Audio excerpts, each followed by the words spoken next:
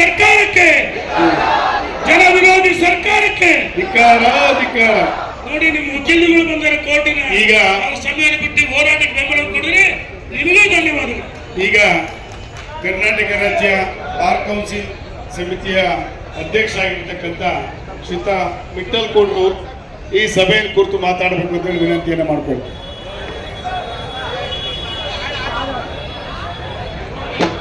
ತೊಳಿ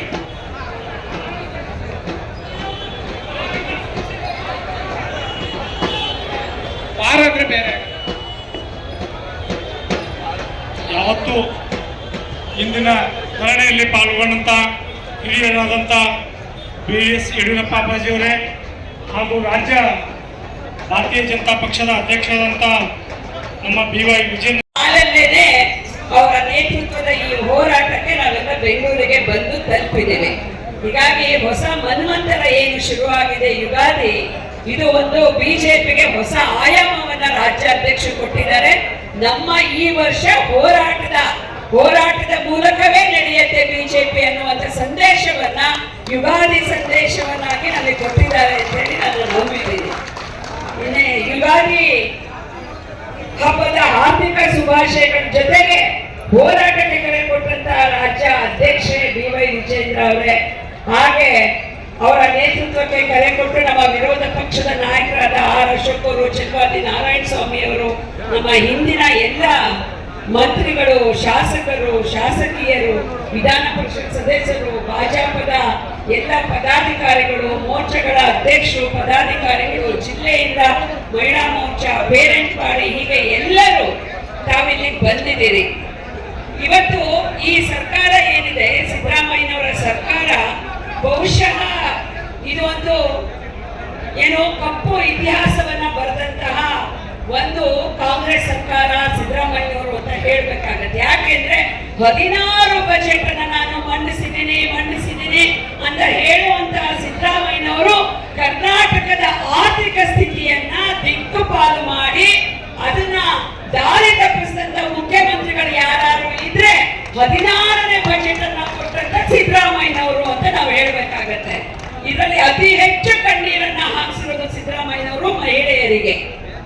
ಇವರು ಗ್ಯಾರಂಟಿಗಳನ್ನ ಘೋಷಣೆ ಮಾಡಿರುವಂತದ್ದು ಇವರ ಹೋರಾಟದ ಮೂಲಕ ಜನರ ಮತವನ್ನ ಪಡೆಯೋದಕ್ಕೋಸ್ಕರ ಅಲ್ಲ,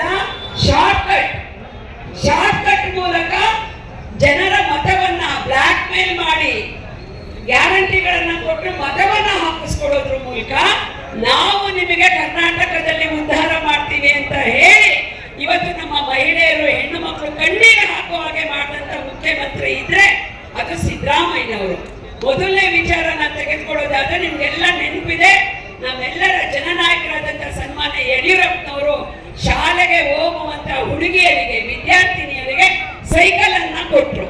ಸೈಕಲ್ ಅನ್ನ ಕೊಟ್ಟಾಗ ನಮ್ಮ ವಿಶ್ವವಿದ್ಯಾನಿಲಯದ ವೈಸ್ ಚಾನ್ಸಲರ್ ನನ್ನ ಹತ್ರ ಹೇಳ್ತಾ ಇದ್ರು, ಮಂಜುಳಾ ಅವರೇ, ಈ ಯೋಜನೆ ಏನ್ ಕೊಟ್ಟಿದೆ ಬಿಜೆಪಿ ಸರ್ಕಾರದಲ್ಲಿ ಯಡಿಯೂರಪ್ಪನವರು ಕೊಟ್ಟಿದ್ದಾರೆ, ಇದು ಒಂದು ಕ್ರಾಂತಿಕಾರಿ ಬದಲಾವಣೆ ಮಹಿಳಾ ಸಬಲೀಕರಣದಲ್ಲಿ, ಯುವತಿಯರ ಸಬಲೀಕರಣದಲ್ಲಿ ಅನ್ನೋ ಮಾತನ್ನು ಹೇಳಿದ್ರು. ಯಾಕೆ ಹೇಳಿ, ಇವತ್ತು ನಮ್ಮ ಮಾಜಿ ಗೃಹ ಸಚಿವರು ಅರಗ ಜ್ಞಾನೇಂದ್ರ ಅವರು ಹೇಳ್ತಾ ಇದ್ರು, ನಾವು ಶಿವಮೊಗ್ಗ ಜಿಲ್ಲೆಯಲ್ಲಿ ಮಾತಾಡ್ಬೇಕಾದ್ರೆ ರಾಣಿ ಚೆನ್ನಮ್ಮ ಕುದುರೆಯನ್ನ ಏರಿ ಬರುವ ಹಾಗೆ ನಮ್ಮ ಶಾಲೆಯ ವಿದ್ಯಾರ್ಥಿನಿಯರು ಸೈಕಲ್ ಅನ್ನ ಏರ್ಕೊಂಡು ರಸ್ತೆಯಲ್ಲಿ ಬರ್ತಾ ಇದ್ರು. ಇದು ಸ್ವಾಭಿಮಾನದ ಸಂಕೇತ, ಮಹಿಳೆಯರ ಎಂಪವರ್ಮೆಂಟ್ ಅಂದ್ರೆ ಇದು ಅನ್ನುವಂಥದ್ದನ್ನ ನಾವು ತೋರಿಸ್ಕೊಟ್ವಿ. ಆದ್ರೆ ಇವತ್ತು ನೀವೇನ್ ಮಾಡಿದ್ದೀರಾ, ಸಿದ್ದರಾಮಯ್ಯನವರು ಫ್ರೀ ಬಸ್ ಕೊಡ್ತೀನಿ ಅಂತ ಹೇಳಿ ನಮ್ಮ ಶಾಲೆಗೆ ಹೋಗುವ ಹೆಣ್ಣು ಮಕ್ಕಳು ಇವತ್ತು ಶಾಲಾ ಕಾಲೇಜುಗಳಿಗೆ ಸರಿಯಾದ ಸಮಯಕ್ಕೆ ಹೋಗೋದಕ್ಕೆ, ತಲುಪೋದಕ್ಕೆ, ಪರೀಕ್ಷೆ ಬರೆಯೋದಕ್ಕೆ ಸಾಧ್ಯ ಆಗದೆ ಕಣ್ಣೀರು ಹಾಕುವಂತ ಸ್ಥಿತಿ ನೀವು ತಂದಿದ್ದೀರಾ ಈ ರಾಜ್ಯದಲ್ಲಿ ಅಂದ್ರೆ ಅದು ಹೆಣ್ಮಕ್ಳ ಶಾಪ ನಿಮಗೆ ತಟ್ಟತ್ತೆ ಅಂತ ನಾನು ಈ ಸಂದರ್ಭದಲ್ಲಿ ಹೇಳ್ತೀನಿ. ಇದ್ರ ಜೊತೆಗೆ ನಮ್ಮ ತಾಯಂದ್ರು ಯಾರು ಇವತ್ತು ಹೂ ಮಾಡ್ತಾರೆ, ಹಾಲು ಮಾಡ್ತಾರೆ, ಮಾರುಕಟ್ಟೆಗಳಿಗೆ ಹೋಗಿ ಲಗೇಜ್ ತೆಗೆದುಕೊಂಡು ನಾವು ಬೆಳೆದಂತ ಬೆಳೆಗಳನ್ನ ತೆಗೆದುಕೊಂಡು ಬಸ್ಗಳಲ್ಲಿ ಹೋಗ್ತಾ ಇದ್ರು. ಆ ಹೆಣ್ಮಕ್ಳು ಹೇಳ್ತಾರೆ, ನನ್ನ ಸಂಡೂರಿನ ಎಲೆಕ್ಷನ್ ಕ್ಯಾಂಪೇನ್ ಅಲ್ಲಿ ಗಲ್ಲಿನಲ್ಲಿ ಹೋದಾಗ ನಮ್ಮ ಬಂಗಾರು ಹನುಮಂತ ಎಲೆಕ್ಷನ್ ನಾವು ಹೋದ್ವಿ.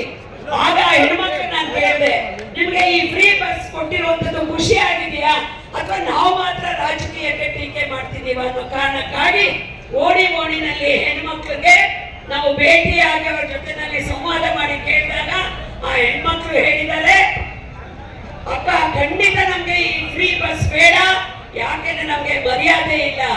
ನಾವು ಬಳ್ಳಾರಿಯಿಂದ ಸಂಡೂರಿಗೆ ಬರೋ ಹೊತ್ತಿಗೆ ಅಲ್ಲಿ ಗಂಡ್ಮಕ್ಳು ಹೇಳೋರು, ಅಕ್ಕತ್ರ ಕುತ್ಕೊಳ್ರಿ ನೀವು ನಮ್ಮ ಸೀಟಲ್ಲಿ ಅಂತ ಹೇಳಿ ಸೀಟ್ ಬಿಟ್ಕೊಡ್ತೀವಿ. ಇವತ್ತು ಫ್ರೀ ಬಸ್ ಆದ್ಮೇಲೆ ನಿಮ್ಗೆ ಪುಕ್ಷಟೆ ಬಸ್ಸಿಗೆ ಬಿಡೋದಂದ್ರೆ ನಿಮ್ಗೆ ಸೀಟ್ ಬೇರೆ ಬಿಡ್ಬೇಕಂತ ಅವಮಾನ ಮಾಡ್ತಾರೆ ಅನ್ನೋದು ಇದು ಒಂದೇ ಮಾತು. ಆದ್ರೆ ನಿಜವಾದ ಸಮಸ್ಯೆ ಏನಂದ್ರೆ ನಾವು ತುರ್ತಾಗಿ ಯಾರನ್ನಾದ್ರೂ ನೋಡ್ಲಿಕ್ಕೆ ಆಸ್ಪತ್ರೆಗೆ ಹೋಗ್ಬೇಕು, ಯಾರು ತೀರ್ಕೊಂಡಿದ್ದಾರೆ ಅವ್ರನ್ನ ನೋಡಕ್ ಹೋಗ್ಬೇಕು ಅಂತ ಅಂದ್ರೆ ಫ್ರೀ ಬಸ್ನವರು ಇವತ್ತು ಬಸ್ಗಳನ್ನ ನಿಲ್ಲಿಸ್ತಾ ಇಲ್ಲ. ಇವತ್ತು ರಾಮಲಿಂಗಾರೆಡ್ಡಿ ಅವರಿಗೆ ನಾನು ಕೇಳೋದಕ್ಕೆ ಬಯಸ್ತೀನಿ, ಅನೇಕ ಮಹಿಳೆಯರು ನಿಮ್ಮ ಉಪಮುಖ್ಯಮಂತ್ರಿಗಳಿಗೆ ಟ್ವೀಟ್ ಮಾಡಿದ್ರಂತೆ, ನಮ್ಗೆ ಫ್ರೀ ಬಸ್ ಬೇಡ, ನಾವು ದುಡ್ಡು ಕೊಟ್ಟು ಹೋಗ್ತೀವಿ ಅಂತ. ಇಲ್ಲ, ಫ್ರೀ ಬಸ್ ಕೊಡ್ತೀವಿ ಅಂತ ಹೇಳಿದ್ರೆ ಎಷ್ಟು ಬಸ್ಗಳನ್ನ ನೀವು ರದ್ದು ಮಾಡಲಿಲ್ಲ ಲೆಕ್ಕ ಕೊಡಿ. ನೀವು ದಿನನಿತ್ಯ ಬೆಂಗಳೂರಂತ ಸಂಜಯ್ ನಗರದಂತ ಸಿಟಿನಲ್ಲಿ ಓಡಾಡಬೇಕಾದಂತ ಸಿಟಿ ಬಸ್ಗಳು ಅಥವಾ ಬೆಂಗಳೂರಿನ ಯಾವುದೇ ಏರಿಯಾದಲ್ಲಿ ಓಡಾಡ್ತಿದ್ದಂತ ಸಿಟಿ ಬಸ್ಗಳು 10 ನಿಮಿಷಕ್ಕೆ ಒಂದು ಓಡಾಡ್ತಿದ್ದಂತ ಸಿಟಿ ಬಸ್ ಇವತ್ತು 40 ನಿಮಿಷಕ್ಕೆ ಒಂದು ಓಡಾಡುತ್ತೆ. ರಾಮಲಿಂಗಾರೆಡ್ಡಿ ಅವರೇ, ನಿಮ್ಗೆ ಇದ್ರ ಬಗ್ಗೆ ಎಚ್ಚರ ಇದೆಯಾ? ಇದು ಯಾವ ಪುಕ್ಷತೆ ಅಂತ ಹೇಳಿ ನೀವು ಶಾಪವನ್ನ ಮಹಿಳೆಯರಿಂದ ತೆಗೆದುಕೊತಿದ್ದೀರಾ ಅನ್ನೋದಕ್ಕೆ ಉತ್ತರ ಕೊಡಿ. ಇವತ್ತು ನಿಮ್ಮ ಶಿವಮೊಗ್ಗದಿಂದ ನಾನು ತುರ್ತಾಗಿ ಬರೋದಕ್ಕೋಸ್ಕರ ನಿಮ್ಮ ಓಲ್ವೋ ಬಸ್ ಅನ್ನ ಆಗ್ತದೆ, ಬಹಳ ಹೈಟೆಕ್ ಬಸ್ ಅನ್ನ ಹಿರಿಯೂರನ್ನ ದಾಟಿದ ಮೇಲೆ ನಿಮ್ಮ ಓಲ್ವೋ ಬಸ್ ನಿಂತು ಹೋಗಿ ನಾವು ಬೆಂಗಳೂರು ತಲುಪಲ್ಲ ಅನ್ನುವಂತ ಅನುಮಾನ ಇತ್ತು. ಇದು ನಿಮ್ಮ ಸಾರಿಗೆ ಇಲಾಖೆ ನಡೀತಿರುವಂತ ಈ ಫ್ರೀ ಯೋಜನೆಯಲ್ಲಿ ನೀವು ಮಾಡ್ತಿರುವಂತ ಕೆಲಸಗಳು. ನೀವಿವತ್ತು ಯಾರಾದ್ರೂ ಆ ಕೆಂಪು ಬಸ್ ಅಲ್ಲಿ ಹೋಗ್ತೀವಿ ಅಂದ್ರೆ ಇವತ್ತು ಯಾರು ಹೋಗಕ್ಕಾಗ್ತಿಲ್ಲ. ನಮ್ಮ MP ರಾಘವೇಂದ್ರ ಅವರು 16 ಟ್ರೈನ್ಗಳನ್ನ ಬಿಡಿಸಿದ್ದಾರೆ. ಸುಮಾರು 25-30 ಟ್ರೈನ್ ಬಿಡಿಸಿದ್ರೆ ಒಂದು ಟ್ರೈನ್ ಅಲ್ಲಿ ಕೂಡ ನಮ್ಗೆ ಇವತ್ತು ರಿಸರ್ವ್ ಮಾಡೋಕೆ ಟಿಕೆಟ್ ಸಿಗ್ತಿಲ್ಲ. ಯಾಕೆ ಹೇಳಿ? ನಿಮ್ಮ ಫ್ರೀ ಬಸ್ ಅಲ್ಲಿ ಇವತ್ತು ಬರಕ್ಕಾಗಲ್ಲ ಅಂತ ಎಲ್ಲರೂ ಟ್ರೈನ್ ಕಡೆ ಶಿಫ್ಟ್ ಆಗಿದ್ದಾರೆ ಜನ. ಇದು ಇವತ್ತು ನೀವು ರಾಜ್ಯದಲ್ಲಿ ಮಾಡಿರುವಂತಹ ಒಂದು ಅಲ್ಲೋಲ ಕಲ್ಲೋಲವಾದ ಸಾರಿಗೆ ವ್ಯವಸ್ಥೆ. ಇದು ಒಂದು ಲಜ್ಜೆಗೆಟ್ಟ ಸರ್ಕಾರ.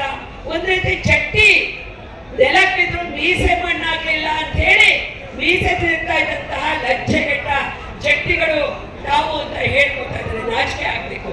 ಇದು ಇವತ್ತು ಹೆಣ್ಮಕ್ಳು ಎಲ್ಲಾದ್ರೂ ಸಮಯ ಸಂದರ್ಭಕ್ಕೆ ಹೋಗೋದಕ್ಕೆ ಸರಿಯಾದ ಒಂದು ಸಾರಿಗೆ ವ್ಯವಸ್ಥೆಯನ್ನು ಮಾಡಕ್ಕೆ ಸಾಧ್ಯವಾಗದೇ ಇರುವಂತಹ ಒಂದು ಅವ್ಯವಸ್ಥೆನ ನಿರ್ಮಾಣ ಮಾಡಿದಂತಹ ಒಂದು ಅವಿವೇಕಿ ಸರ್ಕಾರ ಅಂತ ನಾನಿಲ್ಲಿ ಹೇಳೋದಕ್ಕೆ ಬಯಸ್ತಾ ಇದ್ದೀನಿ. ಇನ್ನೊಂದು ಕಡೆಯಲ್ಲಿ ಗ್ಯಾರಂಟಿ ಬೇಡ ಅಂತ ಹೇಳಿ ಚುನಾವಣೆ ಟೈಮಲ್ಲಿ ನಮ್ಮನ್ನ ಟೀಕೆ ಮಾಡಿ ಗ್ಯಾರಂಟಿಗಳ ಮೂಲಕ ರಾಜ್ಯವನ್ನ ಉದ್ಧಾರ ಮಾಡ್ತೀವಿ ಅಂತ ನೀವು ಹೇಳಿದಂತವ್ರು ಇವತ್ತು ಹೆಣ್ಮಕ್ಳು ಮನೆ ಕೆಲಸ ಬರುವಂತವ್ರು ಹೇಳ್ತಿದ್ದಾರೆ, ನಮ್ಗೆ ಗ್ಯಾರಂಟಿ ಬೇಡ, ಮರ್ಯಾದೆಯಾಗಿ ನಮ್ಗೆ ಏನ್ ಸಿಗ್ತಾ ಇತ್ತು ಸರಿಯಾಗಿರೋ ವ್ಯವಸ್ಥೆ, ಉಚಿತವಾದಂತ ಅಕ್ಕಿ ವ್ಯವಸ್ಥೆ, ಅದು ಕೂಡ ಇವತ್ತು ನೀವು ಕಟ್ ಮಾಡಿ ದುಡ್ಡು ಹಾಕ್ತೀನಿ ಅಂತ ಹೇಳಿದ್ರಿ. ದುಡ್ಡು ಎಲ್ಲ ಹಾಕಿದ್ರಿ? ಹಾಕ್ಲಿಲ್ಲ ನೀವು. ಇವತ್ತು ಈ ರಾಜ್ಯದಲ್ಲಿ BY ವಿಜೇಂದ್ರ ಅವರು ಅಧ್ಯಕ್ಷ ಆದಾಗ ನನಗೆ ಜವಾಬ್ದಾರಿ ಕೊಟ್ಟಾಗ ಕೇವಲ 1-2 ವಾರ ಆಗಿತ್ತು. ಹಾವೇರಿಯಲ್ಲಿ ಒಬ್ಬ ಮುಸ್ಲಿಂ ಯುವತಿಯ ಮೇಲೆ ಅತ್ಯಾಚಾರ ಆಯಿತು. ಹಾವೇರಿಯಲ್ಲಿ ಮುಸ್ಲಿಂ ಯುವತಿಯ ಮೇಲೆ ಅತ್ಯಾಚಾರ ಆದಾಗ ಇದೇ ಸಿದ್ದರಾಮಯ್ಯನವರು ಯಾವುದೇ ಸೀರಿಯಸ್ ಆಕ್ಷನ್ ಅನ್ನ ಮಾಡಲಿಲ್ಲ. ಕಣ್ಣರು ಸ್ವತಂತ್ರವಾಗಿ ಒಂದು ಅರೆಸ್ಟ್ ಅಂತ ಮಾಡಿದ್ರು. ಆದ್ರೆ ಅವತ್ತು ನಾವು ಅತ್ಯಾಚಾರ ಆದಂತಹ ಮಹಿಳೆಯ ಈ ಒಂದು ಹೀನಸ್ ಕ್ರೈಮ್ ಮೇಲೆ SIT ಸೆಟಪ್ ಮಾಡಬೇಕು ಅಂತ ಡಿಮಾಂಡ್ ಮಾಡಿದ್ವಿ. ಒಬ್ಬ ಅಲ್ಪಸಂಖ್ಯಾತ ಮುಸ್ಲಿಂ ಮಹಿಳೆಯ ಅತ್ಯಾಚಾರವನ್ನ ನೀವು ಗಂಭೀರವಾಗಿ ಪರಿಗಣಿಸಲಿಲ್ಲ. ಆದ್ರೆ ಇವತ್ತು ಮುಸ್ಲಿಂ ಯುವಕರು ಪುಂಡಾಟ ಆಡೋದಕ್ಕೆ, ಕಾನೂನು ಸುವ್ಯವಸ್ಥೆ ನಾವು ಕೈಯಲ್ಲಿ ಎತ್ಕೊಳ್ಳೋದಕ್ಕೆ ನನ್ನ ಸರ್ಕಾರ ರಕ್ಷಣೆ ಕೊಡುತ್ತೆ ಅನ್ನೋ ಭರವಸೆಯನ್ನ ನೀವು ನಿಮ್ಮ ಉಪಮುಖ್ಯಮಂತ್ರಿಗಳು ನಿಮ್ಮ ಸರ್ಕಾರ ರಾಜ್ಯದಲ್ಲಿ ಕೊಟ್ಟಿದೆ. ಹೀಗಾಗಿ ರಾಜ್ಯದಲ್ಲಿರುವಂತಹ ಈ ಪುಂಡರು ಪೋಖರಿಗಳ ಕೈಯಲ್ಲಿ ಕರ್ನಾಟಕದ ಕಾನೂನು ಸುವ್ಯವಸ್ಥೆನ ಅಡ ಇಟ್ಟಂತಹ ಇದು ಎಂಥ ಸರ್ಕಾರ? ಇದು ಭಂಡ ಸರ್ಕಾರ. ಕರ್ನಾಟಕದ ಕಾನೂನು ಸುವ್ಯವಸ್ಥೆಯನ್ನ ಪುಂಡರ ಕೈಯಲ್ಲಿ ಅಡ ಇಟ್ಟಂತ ಭಂಡ ಸರ್ಕಾರ ಸಿದ್ದರಾಮಯ್ಯನವರನ್ನೇ ನಡೆಸ್ತಾ ಇರುವಂತದ್ದು. ಇವತ್ತು ರಾಮೇಶ್ವರ ಕೆಫೆಗೆ ಊಟಕ್ಕೆ ಹೋದಂತ ಮಹಿಳೆ ಬ್ಯಾಂಕ್ ಬ್ಲಾಸ್ಟ್ ಆಗುತ್ತೆ, ಅವರ ಕಣ್ಣು ಹೋಗುತ್ತೆ. ಏನ್ ಮಾಡಿದ್ರು ಉಪಮುಖ್ಯಮಂತ್ರಿಗಳು? ಅಲ್ಲಿ ಹಣಕಾಸಿನ ವ್ಯವಹಾರ ಇತ್ತು ಅಂತ ತಿಪ್ಪೆ ಸಾರಿಸಿದ್ರು. NIA ತನಿಖೆ ಮಾಡಿದಾಗ ಏನ್ ಹೇಳ್ತು? ಪಾಕಿಸ್ತಾನದಿಂದ ಬಂದಂತ ISIಗಳು ಇದನ್ನ ಮಾಡಿದ್ರು ಅಂತ ಹೇಳಿದ್ರು. ಪ್ರಶ್ನೆನ ನಾನು ಇವತ್ತು ಕೇಳ್ತಾ ಇದ್ದೇನೆ ನಿಮಗೆ.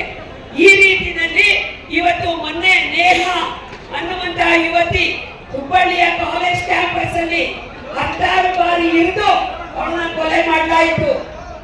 ಆದ್ರೆ ಒಂದು ಹುಡುಗನ ನೀವು ಇವತ್ತು ಅರೆಸ್ಟ್ ಮಾಡಿದ್ರಿ, ಕೇವಲ ಒಂದೇ ನಿಮಿಷದಲ್ಲಿ 24 ಬಾರಿ ಆ ಯುವತಿಗೆ ಕುತ್ತಿಗೆಗೆ ಚುಚ್ಚಿ ಸಾಯಿಸಬೇಕಾದಂತಹ ಒಂದು ವಿದ್ಯೆಯನ್ನ ಹೇಳ್ಕೊಟ್ಟರು ಯಾರು? ಅವ್ರ ಹಿಂದೆ ಇದ್ದಂತಹ ಶಕ್ತಿಗಳು ಯಾವುದು? ಇದನ್ನ ನೀವು ಪತ್ತೆ ಹಚ್ಚಿದ್ರ?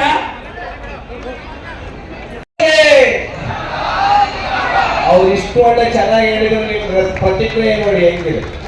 ಬೆಲೆ ಏರಿಕೆ ಮಾಡಿರುವ ಸರ್ಕಾರಕ್ಕೆ ಹೇಳಿದ ಮೇಲೆ ಪ್ರತಿಕ್ರಿಯೆ ಬರುತ್ತೆ ಅಂತ ಗೊತ್ತಾಯ್ತು. ಇನ್ಮೇಲೆ ಹಿಂಗೆ ಹೇಳ್ಬಿಟ್ಟು ಹೇಳ್ತೀವಿ. ಹಾಲಿನ ಬೆಲೆ ಹೆಚ್ಚು ಮಾಡಿರುವ ಸರ್ಕಾರಕ್ಕೆ,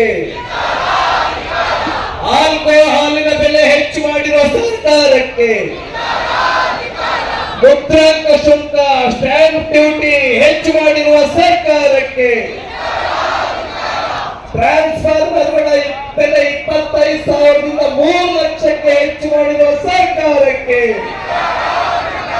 ಪೆಟ್ರೋಲ್ ಡೀಸೆಲ್ ಬೆಲೆ ಹೆಚ್ಚು ಮಾಡಿರುವ ಸರ್ಕಾರಕ್ಕೆ, ಭಾರತ್ ಮಾತಾ ಕಿ. ಎಲ್ಲಿಯವರೆಗೆ ಹೋರಾಟ ಅಂದ್ರೆ ಗೆಲ್ಲುವವರೆಗೆ ಹೋರಾಟ. ಎಲ್ಲಿಯವರೆಗೆ ಹೋರಾಟ? ಸ್ವಲ್ಪ ಕೈ ಮುಂದೆ ಬರಲಿ. ಎಲ್ಲಿಯವರೆಗೆ ಹೋರಾಟ? ಎಲ್ಲಿಯವರೆಗೆ ಹೋರಾಟ? ತೊಲಗಲಿ ತೊಲಗಲಿ ಕಾಂಗ್ರೆಸ್ ತೊಲಗಲಿ, ತೊಲಗಲಿ ತೊಲಗಲಿ, ತೊಲಗಲಿ ತೊಲಗಲಿ, ತೊಲಗಲಿ ತೊಲಗಲಿ. ರಾಜ್ಯಾದ್ಯಂತ ಬೆಲೆಯನ್ನು ಹೆಚ್ಚು ಮಾಡಿರುವ ಸರ್ಕಾರಕ್ಕೆ, ಬೆಲೆಯನ್ನು ಹೆಚ್ಚು ಮಾಡಿರುವ ಸರ್ಕಾರಕ್ಕೆ,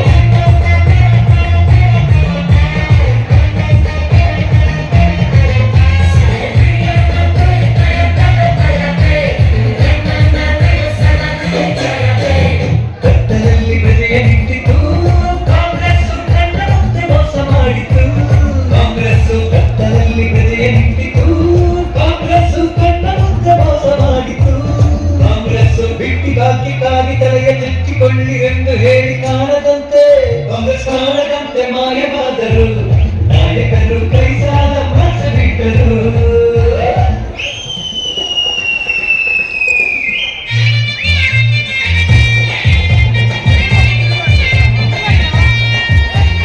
ಅಂಗಡಿ ಶುಲ್ಕ ಹೆಚ್ಚಿಬಿಟ್ಟರು, ರಾಜ್ಯದಲ್ಲಿ ಮನೆ ಶುಲ್ಕ ಹೆಚ್ಚಿಬಿಟ್ಟರು. ಅಷ್ಟೇ ಅಲ್ಲ, ಗಾಡಿ ಶುಲ್ಕ ಹೆಚ್ಚಿಬಿಟ್ಟರು, ಕಾಂಗ್ರೆಸ್ ಮುದ್ರಾಂಕ ಶುಲ್ಕ ಹೆಚ್ಚಿಬಿಟ್ಟರು. ನಮ್ಮ ತೆರಿಗೆ ಹಣವನ್ನೇ ಖಾಲಿ ಮಾಡಿಕೊಂಡು ಇಂದು ಕಾಣದಂತೆ, ಕಾಂಗ್ರೆಸ್ ಕಾಣದಂತೆ ಮಾಯವಾದರು. ಕಾಂಗ್ರೆಸ್ನವರು ಬೆಲೆ ಏಕೆ ಮಾಡಿಬಿಟ್ಟರು, ಕಾಣದಂತೆ ಮಾಯವಾದರು. ಕಾಂಗ್ರೆಸ್ನವರು ಬೆಲೆ ಏಕೆ ಮಾಡಿಬಿಟ್ಟರು. ಕೊನೆಗೂ ಬೆಲೆ ಏಕೆ ಮಾಡಿಬಿಟ್ರಲ್ಲ ಕಾಂಗ್ರೆಸ್ ಸರ್ಕಾರ. ಇಂಥ ಸರ್ಕಾರ ಬೇಕಾ? ಕಾಣದಂತೆ ಕದ್ದು ತಿಂದರು ಜನರ